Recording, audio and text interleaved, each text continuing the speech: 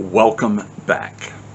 This is the 53rd segment in our series, Because It's True, making the case for Christianity in bite-sized pieces. When dealing with the issue of someone's self-image, I like to raise two rhetorical questions and then answer them myself. The first, do you want your friends to have a good self-image? Well, the answer is no. Okay, the second question, do you want your friends to have a bad self-image? And the answer is no. What you should want for your friends is that they have an accurate self-image. And what that means is that they see themselves as God sees them.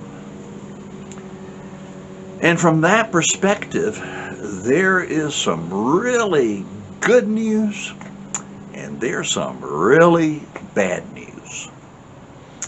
Psalm 139 tells us that we are fearfully and wonderfully made, knitted together in our mother's womb by God Himself. And Psalm 8 asks the question, what is man that you are mindful of him? And yet, Jeremiah 17:9 points out that the heart is deceitful above all else and desperately wicked. Who can understand it? Every person is a fascinating and mysterious mixture of reasons to feel really good about yourself and at the same time to have some very deep, serious concerns about yourself. Now, at the core of this issue of someone's self-image are two needs.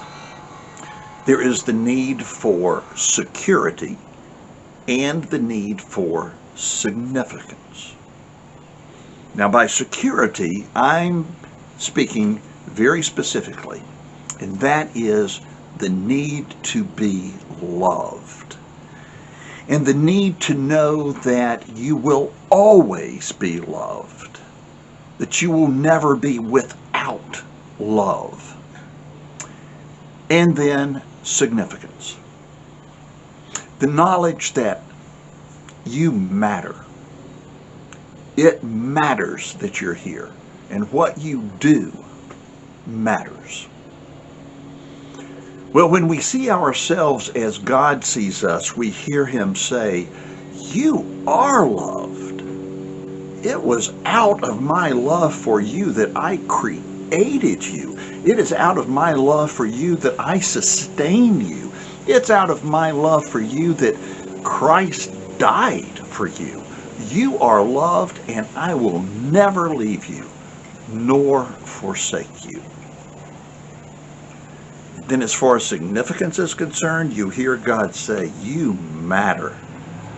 I created you on purpose, for a purpose, and I put you where you are during the spot in history in which you live for a purpose.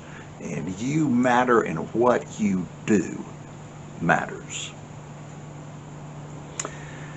It is vitally important that we increasingly understand ourselves as God understands us and see ourselves as God sees us.